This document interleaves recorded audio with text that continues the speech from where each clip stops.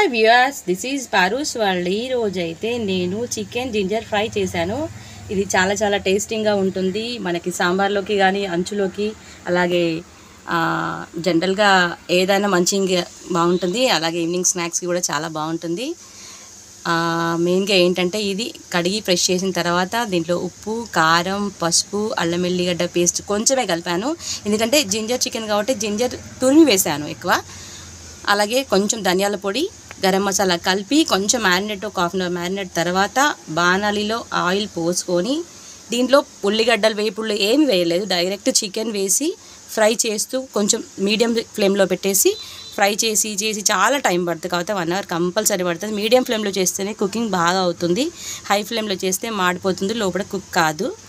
ఆ జింజర్ కూడా తురిమి వేసాను కదా, అసలు ఆ ఫ్లేవర్ అయితే హైలైట్గా ఉంటుంది. మనకు కావాలంటే మిర్చీలు కొన్ని వేయించుకొని దీనిపైన డెకరేషన్కి పెట్టుకోవచ్చు. అవి కూడా చికెన్కి కూడా మళ్ళీ మంచిగా చేసుకోవాలంటే మిర్చి చాలా చాలా బాగుంటుంది. మీరు కూడా ఒకసారి ట్రై చేయండి వ్యూయర్స్. Thank you.